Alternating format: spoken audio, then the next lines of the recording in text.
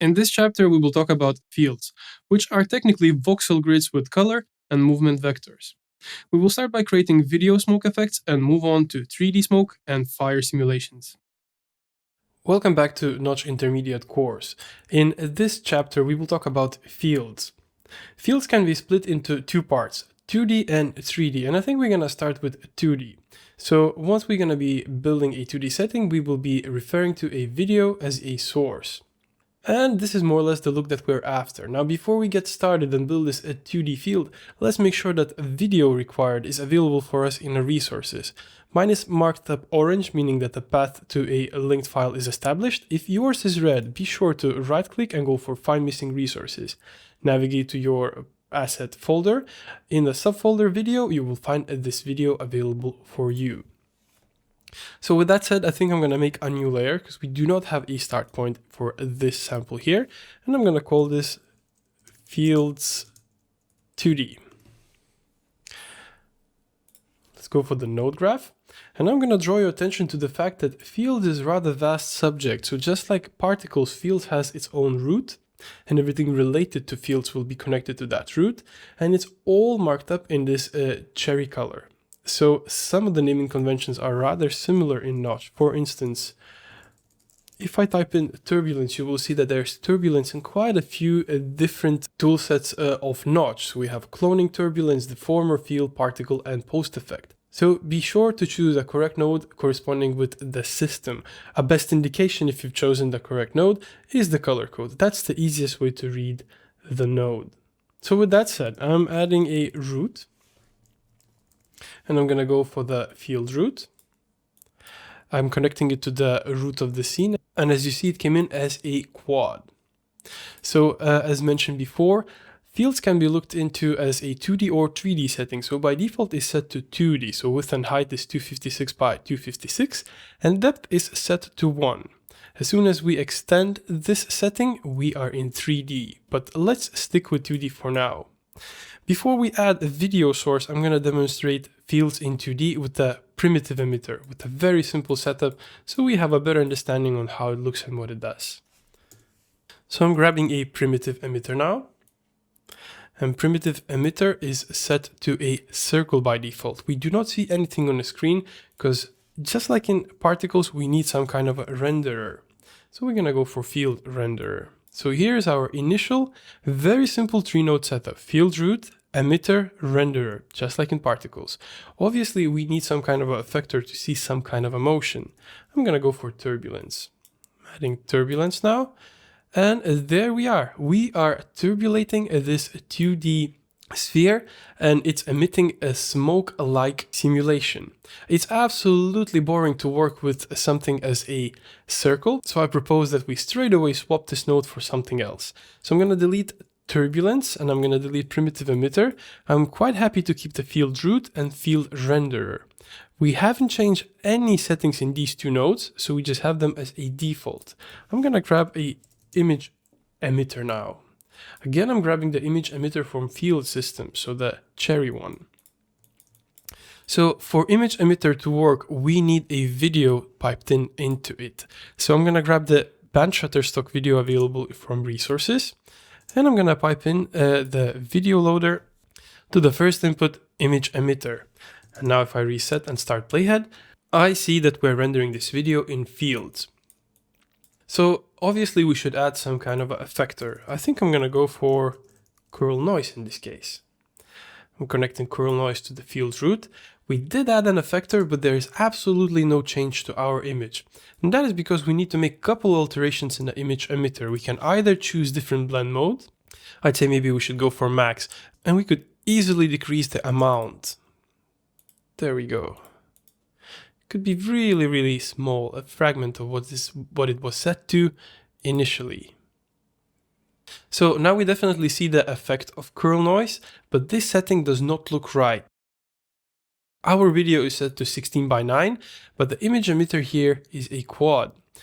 We are getting a quad because the field root is set to a quad. So we have 256 by 256 in width and height. and the scale X is set to 1. So I think we should change several properties here. So first of all, on the scale X, I'm going to type in 16 divided by 9. All of a sudden we're stretching out to 16 by 9 setting. That's great. And now we should definitely increase the numbers in width and height. I think I'm going to go for HD setting or HD numerics, so 1920 by 1080. We already look much better. Now, I'm not necessarily happy with curl noise effector's default settings. I think our simulation speed could be quite slower here and noise size could be smaller as well. Let's see if that looks better. Let's try to incrementally increase these numbers. Yeah, I think 0.6 on noise size and fluid simulation speed maybe 0.4. Let's try that. What happens if we increase the curl noise amount? Let's set it to 50. Oh, that was not a good idea. I'm going to bring it back to 10. So here we are rendering a field in a 2D setting. Let's push this a little bit further. Let's build a particle system based on an image and let's express that or render that through fields. So for now, I think I'm going to disable the curl noise effector.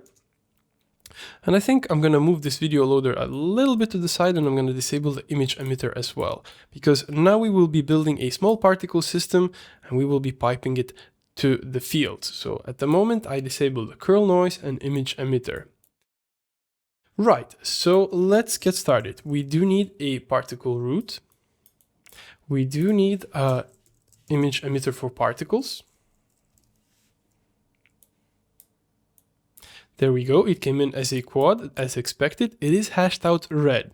So now we need to make sure that the particle system can talk with a video that we have available for us. So I'm gonna pipe in the video loader to the first input here, video node. And in fact, I could add a point renderer just to be sure, just to be able to preview that this system that we're building here works. We're using this as a proxy. We probably will delete it later on or we will alter it. So I'm hitting home, restarting the playhead. Obviously fields are not rendering now because we don't have image emitter connected to it. But what is rendering is particle system that we just built. So particles are spawning in accordance to this image, but it's not moving in accordance to the image that we have. So for that we need a couple of nodes and we need to chain them up and connect them to the second input motion video node. So first one is a downsampling, as we do not need a high quality image for the next operator here in the chain, which is optical flow. So we are connecting video loader to downsampler to optical flow, and then we're going to connect optical flow to the second input motion video node. So I'm not going to cover these nodes in depth because we have spoken about this chain of processing in essential training. So to briefly remind you, downsampling would use iterations to downsample or decrease the quality of the video. In this case, we are feeding in a 1920 by 1080 feed to a downsampler, and downsampler is set to iteration 1. So all of a sudden this video is 960 by 540. And we can actually decrease it further. I can set the iterations to 2. So now this video is 480 by 270. And then it's going to optical flow, and optical flow works as a motion vector to calculate where those particles should go. And it actually attaches the particles to the motion of the video. So this is already getting somewhere. That's great. I'm going to shift, double click and hide these nodes. We don't need to see them now. In the image emitter, we should make some alterations. For starters, it should be 16 by 9. So we're back to the same formula that we've used here in the field root. In the image emitter, we're going to type in 16 divided by 9. As we do that, I see that all of a sudden our setting is in 16 by 9. That's great. And let's make a couple more alterations here in the image emitter. First of all, there's a pixel cull thickness mode and it's set to alpha by default. We have absolutely no alpha here, so I'm going to choose luminance instead. There we go, looking much better. Particle root is set to 64,000 by default, so I think I'm going to match the particle root's 64,000 on an image emitter's particle count number. So max particle count, let's set in that very same 64,000. Yeah, I think this picture looks much better. It's much richer now. We're using point renderer as a preview tool, so I'm going to disable that and I'm going to bring another node. I'm gonna grab particle emitter. So particle emitter for fields, when it's connected to the field root, will allow us to make sure that these two systems talk. So imagine this as an intermediate node. It literally grabs the information from particles and sends it to fields. If I grab now the particle root or image emitter, you see that the two inputs here in the bottom lights up. So what we want to do is connect either the image emitter or particle root to the first input particle node. I'm going to go for particle root and I'm going to connect it to the particle node. As I start playback, I already see that particles are rendering. Great. So it is definitely working. We have particles expressed as field. It is working, but it has a couple of issues. For one, if I zoom in really close, I see that these particles are squares. Not only they're square, but they are squished squares. So let's address both of these things. First of all, let's choose a texture. So I'm going to go for circlehard.png. There we go. Now it's round. I could alternatively feed in a gradient, for instance, to the second input here, sprite transform node. But I think I'm quite happy with choosing a texture from the dropdown, as I do have that available for me here in the resources. So why is it squished? Well, we stretched out the whole field by setting a bigger property on scale X. So let's compensate that by setting a bigger property now on the scale Y in a particle emitter. So let's see, particle Y scale. I'm going to do the very same formula, 16 divided by 9. With that done, I see that my particles are definitely looking better now. They're all rounded. That's nice. So before I move on to adding more things in field root, I think I'm going to address the fact that I want this video effect to fill the whole screen. I don't necessarily want to zoom or pan. I want this to be static. So I'm going to grab a camera and I'm going to connect it to the root. Next thing that I want to do, I want to make sure that this camera is a little bit further from the 0 axis, and it's actually covering the whole image. So how do I accurately calculate what should be the position Z distance to have the whole canvas available and not spilling out? Well, we can see that our zoom is actually set to 3.2. So if we match that number with a minus property here on the position Z, so minus 3.2, and hit 0, all of a sudden we're filling all available canvas with this image output. That's just a little handy trick. I'm going to press Alt-G to take out the grid. We literally don't need it anymore. And now let's talk a little bit more about nodes that we have here. Let's talk a little bit more about fields. I'm going to bring back the curl noise effector. In fact, maybe we can have a bit more curling. Or fluid simulation speed, so maybe 0.5 there. And I can easily bring in the image emitter too, so these two nodes work hand in hand. Now, be aware that stacking order is important here, so the way you stack it influences which one is rendered on top and which one is rendered on the bottom. I'm kind of happy with this setting right here. It's like a bit of impressionism going on, and that's great. So to push this a little bit further, we can add a couple of things. We can bring some kind of a renderer to the particle system. As we're not obliged to use only the field renderer, we can use both of these things at once. We do have a point renderer, but I think it's a little bit boring, so I'm going to delete that. And I'm going to go for geometry connection renderer instead.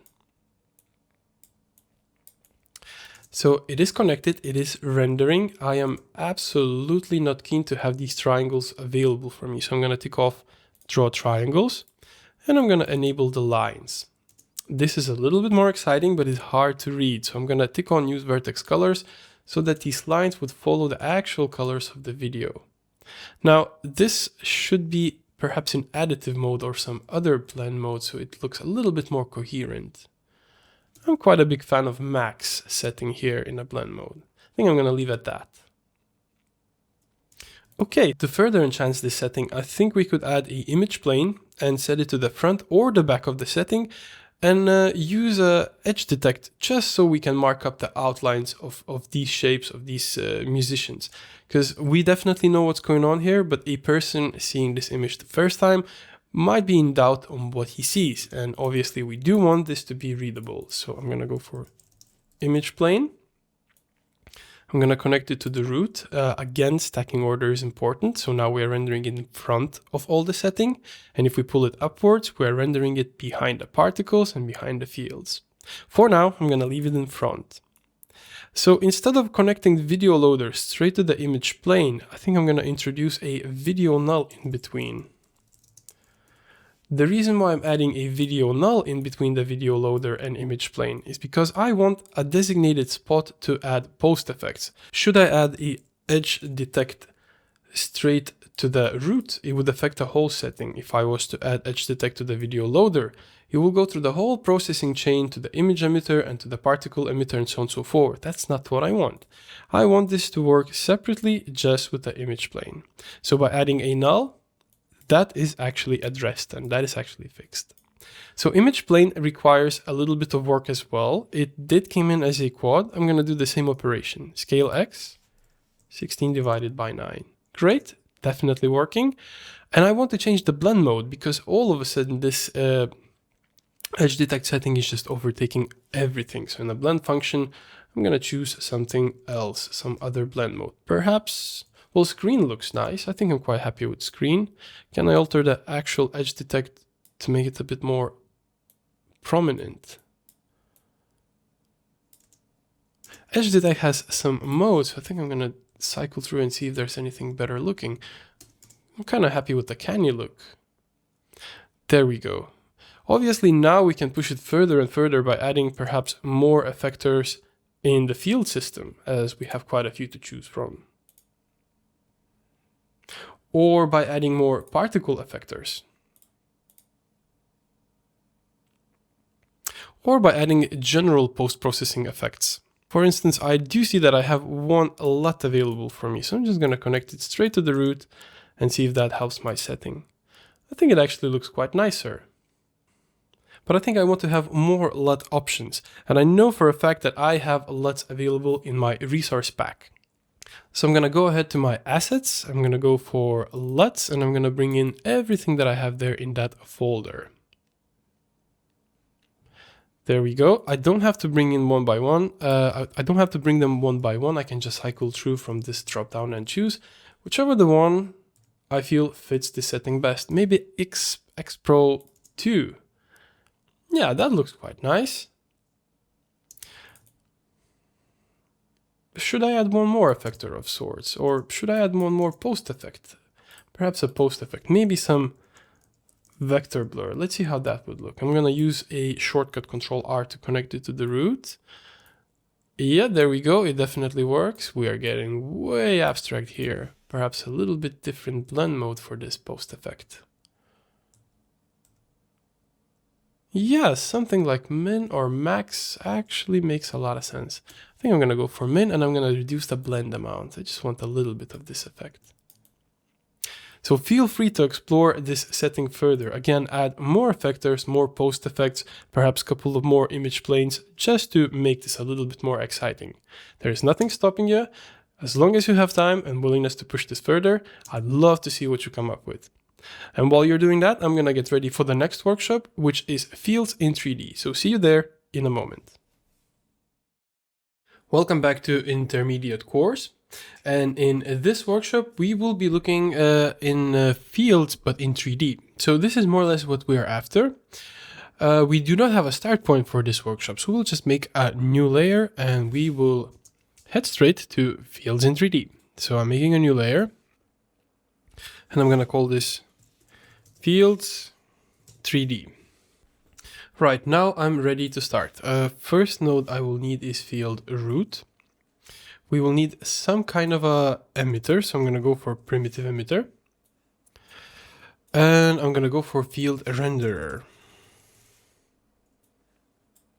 So we haven't changed any settings just yet, we have everything in default. The first setting that we want to alter is going to be the field root setting for the depth. So let's make sure that the width, height, and depth is set to the same numeric values. I'm going to go for hundreds.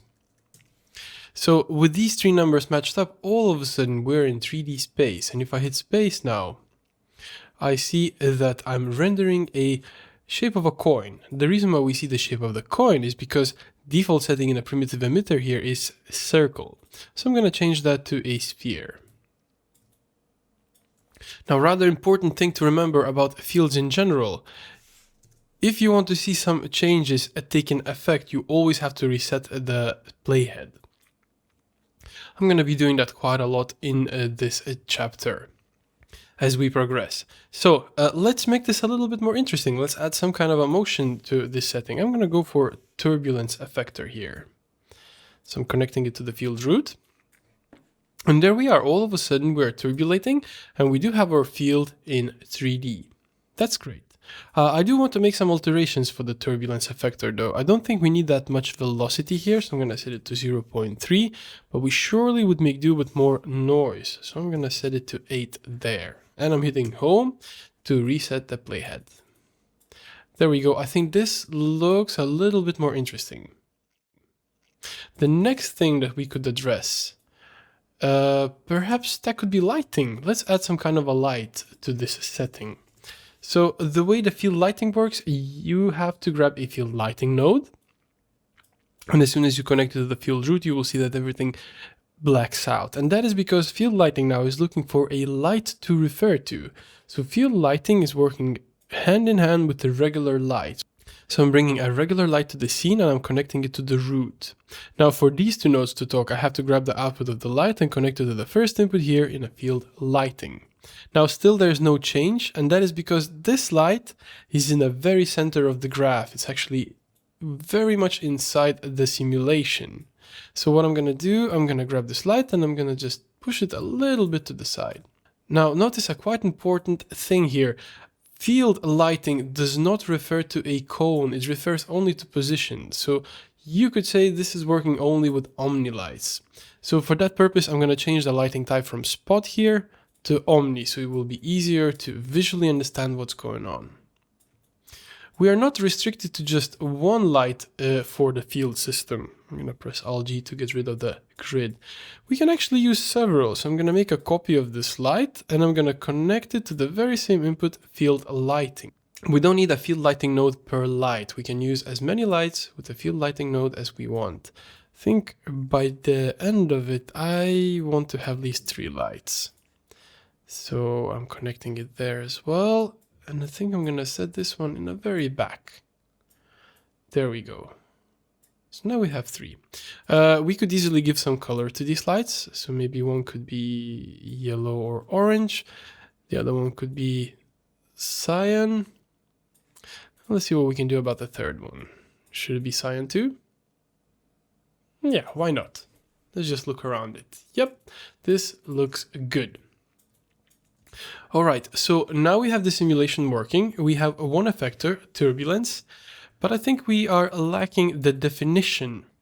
If you are looking at the setting and you see these little squares, that is a field being built up from voxels. So if you want to have a more precise field or more definition, you have to increase width, height, and depth.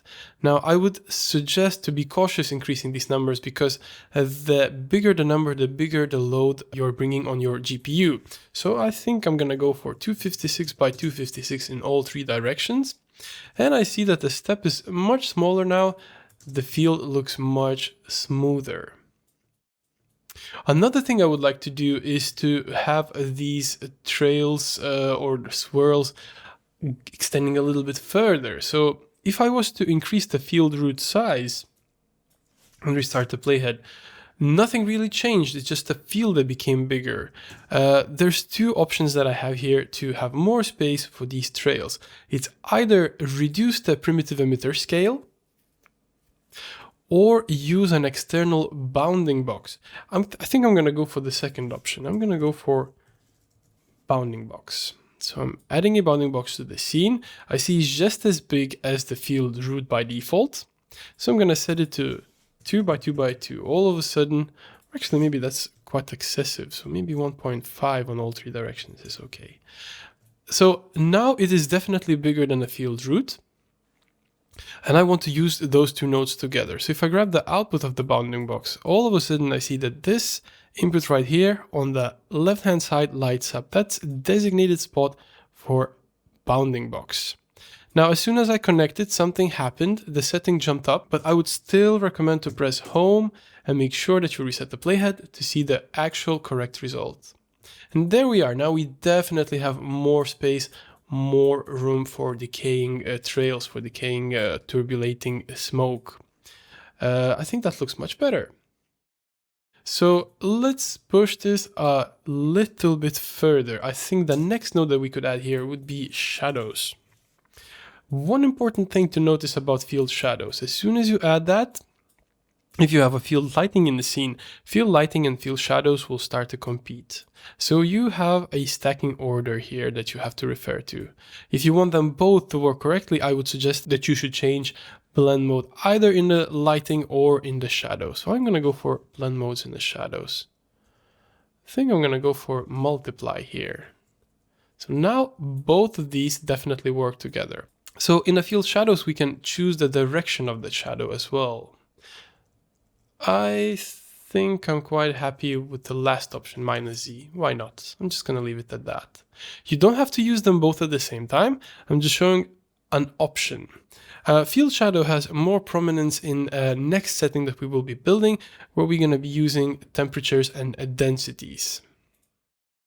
So let's work on this a little bit more. I think I would like to encapsulate all this setting in a sphere. And then I perhaps would like to add a camera and have that camera turning around the setting. So I'm going to go ahead and build that. So how do I encapsulate this setting in a sphere? Well, we do have a node called primitive collision for fields as well. So I'm going to grab that. I'm going to connect it to the field root. And it's set to a circle by default. I want this to be set in a sphere. So I'm going to restart the playhead. And look at that. Nothing is really happening. I'm actually stuck. The simulation is not rendering anymore.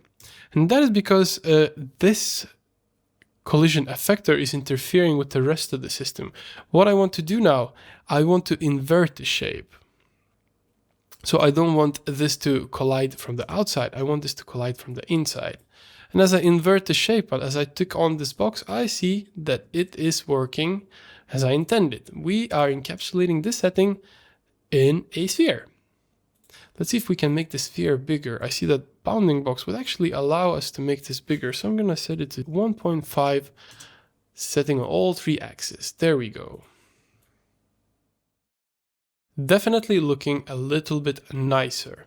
So the next thing I want to do is to add a camera. I'm quite happy with this viewpoint right here. So I think I'm just going to connect the camera and press right key, go for camera options, set to current view, and hit 0 to check and see things through this active camera. I think this works, but since I want to turn it around the setting, I'm going to add a null connected to the root. I'm not going to offset any parameters here, but I'm going to pipe the camera through this null. So now this null will work like a little gimbal for me. So I'm going to use a continuous modifier on a heading property to spin around this setting. So null, continuous, and heading. Yep, all is ready. I'm sure that the continuous modifier is rather slow as a default, so I'm going to speed it up. Maybe something like, well, 50 is excessive, maybe 30. There we go. I could probably add a little bit more lighting here. Let's see, is it the shadows that is preventing us from seeing the last light there? It is, so maybe we should change the field shadow direction. Maybe something like -Y is a better choice. Not necessarily. In fact, I'm going to leave it in -Y, but I'm going to reduce the blend amount. I don't need that much of the shadow. There we go. Much better now. 0.5 on the shadow property. So let's add some post effects here. How about some frame difference?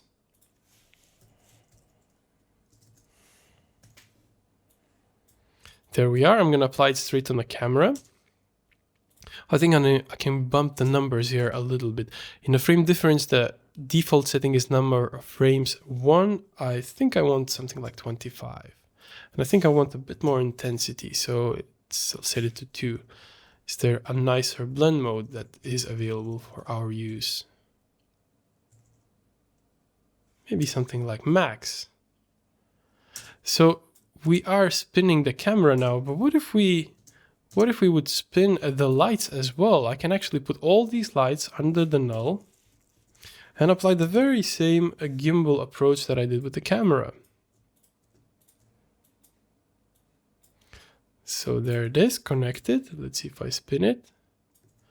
Yeah, so I'm going to copy the continuous modifier, but I'm going to set its operation to subtract. So we would do exact opposite of what the initial one is doing.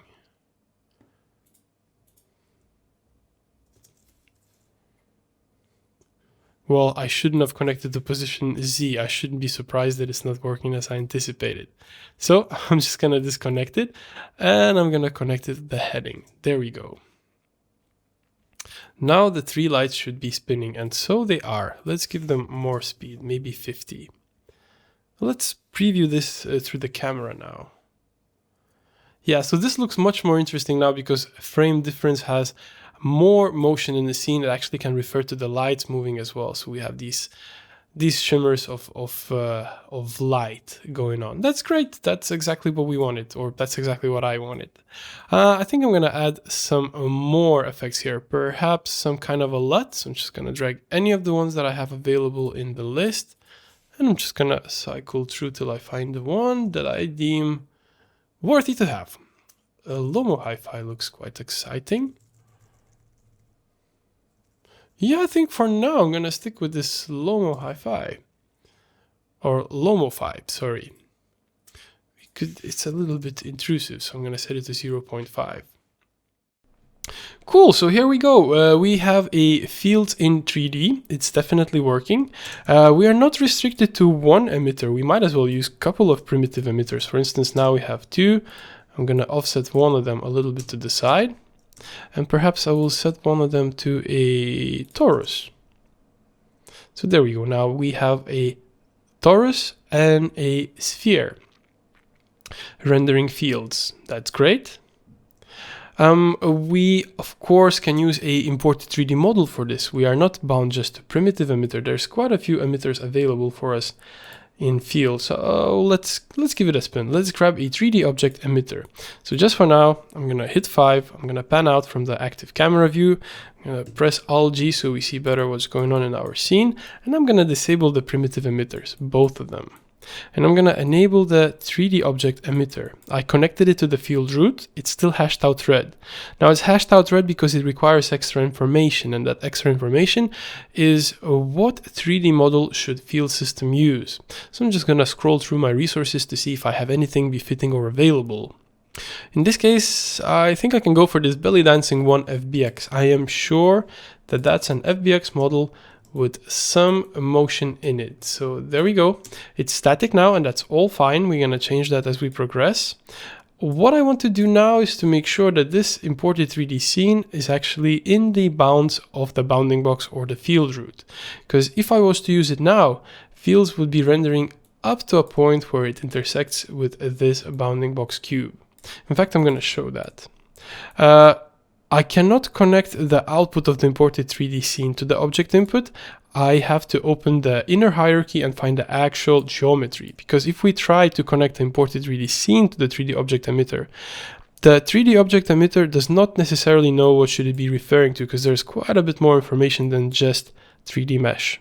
So we have to click on a little triangle and find the actual mesh that we can work with. There we go. So if I start simulation now, I see that that's exactly happening what I mentioned before. We are rendering this mesh only up to a point where it is living inside of the box. So for this to look accurate and correct, I have to grab this imported 3D scene and bring it a little bit lower. So it's more or less in the center. Yeah, now it is. And if I start simulation now, this definitely looks better. Now it is working. So in an imported 3D scene, we have a property called animation sets. I'm going to change that to the second property, Mixamo. And all of a sudden we have some motion. So I'm going to hit 0 for active rendering camera. And now we have this setting working with imported 3D object. Now, I will suggest you to push this a little bit further. You can, of course, bring in another 3D object, or you can come back to the primitives if that is your choice. Perhaps add some other post effects to this processing chain. Change some lighting, very much your call. But once you're ready and you're done with your setup, meet me in the next workshop where we will work on the fields with a smoke and fire simulation. Welcome back to Intermediate course.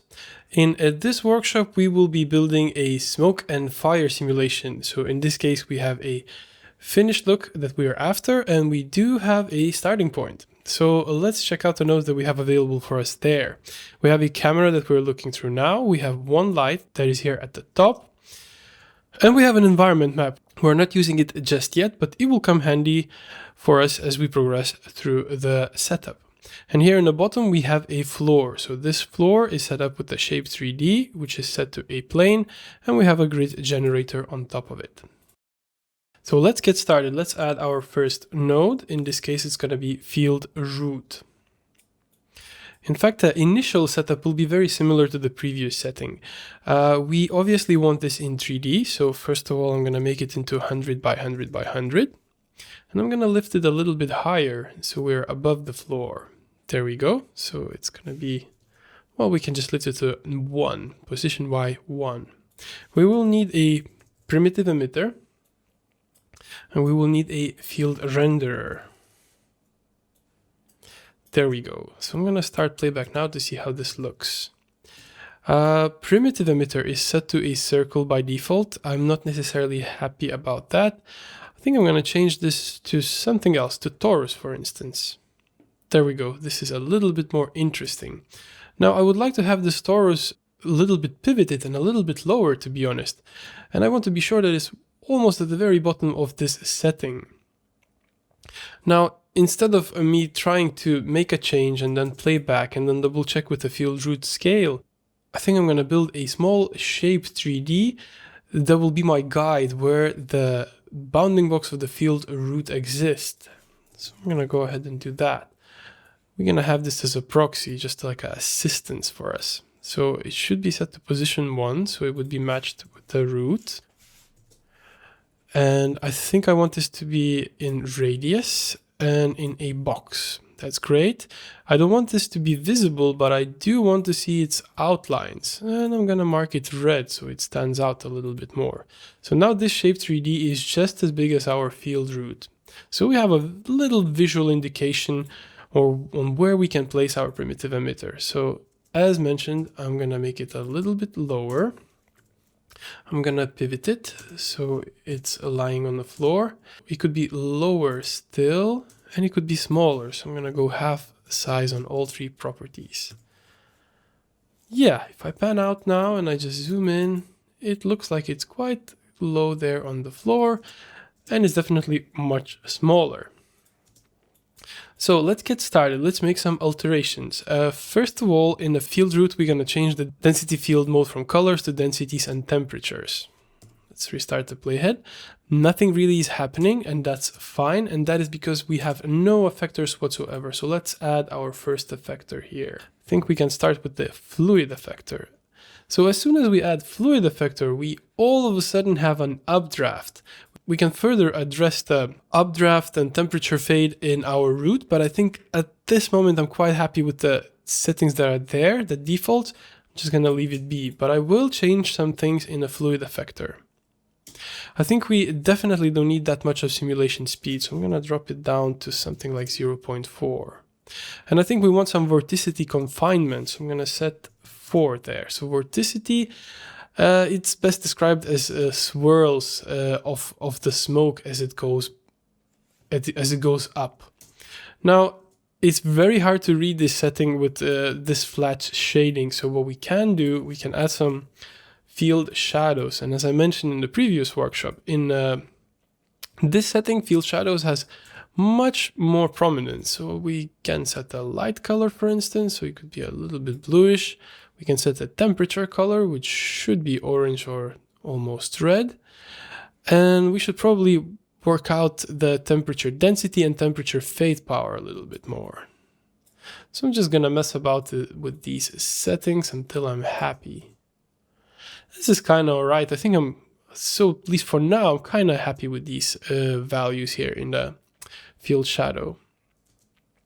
What I'm not happy with is this low quality of the field. I could increase the width, height, and depth, or I can go for alternative option. I can tick on upres density field. As soon as I do that, there's a significant increase in quality. So I'm quite happy with this. This is much better. I think this is looking much slicker. Another thing that I could do to make this look a little bit better, I could make sure the high dynamic range is on. In my case, it is. If you're building this from scratch, be sure to tick that on. As you see, it makes a hell of an impact on the simulation. Right, so we already have something going on. Should we tinker a little bit more with the temperature densities and temperature fade? Yeah, I think fade could be, let's set it to 2.5 and let's have temperature density to, well, let's say 7. Cool, let's make this a little bit more exciting. At this given moment, the only effector we have is this fluid effector. It does a lot for us here, but I think we can push this a little bit further. How about some turbulence for this setting? Now, turbulence has direction, so I'm going to make sure that the direction is upwards. And I think we want to change the defaults here. We don't want a lot on velocity amount, so I'm going to drop it to 0.2, but I'm going to increase the scale quite a lot, so maybe 7. Let's restart the playhead. Yeah, so I think that definitely helped a lot.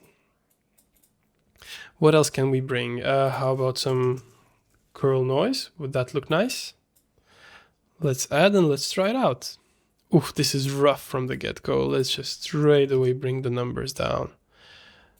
Let's bump up the size incrementally. Should we give more noise amount? Let's try to play back. Yeah, I am kind of happy with this. This is definitely looking better than it did before. Just for comparison, we can just turn it off, see how it looks without it. And now turn it on. It became slicker. That's good. I think we can add field feedback here as well so that this is a little bit more tailored, a little bit more smooth. Right, this is definitely getting somewhere. Perhaps one more thing that I want to add here is a deformer. Notice that Fields actually has deformers that are exclusive for the fields. So we have FBM and sine deformer. So we're gonna go for FBM. So FBM stands for Fractional Brownian Motion Algorithm. In more simpler terms, it kind of makes it a little bit more detailed. This is not a technical description that I'm giving you here, but I'm just describing how does it look when it's enabled. And I see that there's animation rate property, so I'm going to increase that. There we go. We have a bit more detail. That's great. I think I overdid with the highlights here with the field shadows. I could probably drop it a little bit lower. It was a little bit too harsh. There we go. Right, so one more thing that perhaps we could do here, as we did in the previous setting, let's encapsulate it all in a sphere. So I'm going to go for the primitive collision effector. And I'm going to make sure that it's a sphere. And I see that it's doing exactly the opposite of what I want this to do. So I'm going to tick on invert shape and try the simulation again. Let's see if it looks better. Yes, now we're definitely inside of this capsule, or in this sphere. That's great. Might have overdid here with the displacement amount, maybe 0.1. There we go. This is good. So now we have everything encapsulated in a sphere, but I think we could easily mark up the sphere by adding a shape 3D and adding a material on that shape 3D that would be see-through. I think that would just tie up the setting a little bit more. So I'm going to go for the material and shape 3D. Let's connect that shape 3D to the root. I obviously want this to align with the field root. So let's see, it should be set on the position Y1. So I'm going to do exactly the same. There we go. And instead of size mode diameter, I'm just going to go for radius. So it's just doubles. I think this is exactly the size that I want. That's perfect. Now I need a material. So I'm gonna plug that material in. And in a material, I want to make a couple of changes. So first of all, I want to have environment map ticked on. So we have some reflections. And I do want this to be see-through. So I'm gonna go for alpha blended and I'm gonna choose additive as a blend mode. There we go, much better. The very shape 3D though is quite crude. So if we increase the subdivisions on X and Y, this starts to look much better. In fact, we don't need the shape 3D anymore as a reference. We can just tick that off.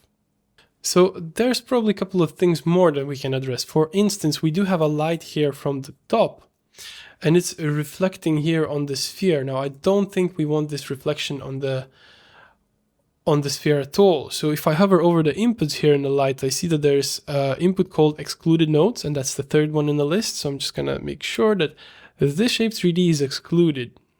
There we go. And yeah, that definitely helps. Another thing, perhaps I would like to have a bit of shadow here on the floor from this simulation. So in the field shadows, I have a property called apply to solid objects. So with that ticked on, I have some shadow there in the bottom as well. And there we are. Obviously, you can push this a little bit further, perhaps some post effects, or maybe more effectors, maybe something like vortex would be interesting here. You can add more collisions. Perhaps you should be colliding with some kind of a small sphere here in the center, and all the fire is just going around it. That's very much up to you. But this is how you bring it to a point where you can improvise. Again, I'm going to mention that you have further control of the updraft velocity and temperature fade here in the field root. So should you be interested to experiment with these settings, you're more than welcome to do that in this very node in these two brackets. So with that said, I think I'll be signing off from this workshop, and I look forward to see you in the next one where we talk about offline rendering, where we're trying out path tracing and path traced materials. So see you there in a moment.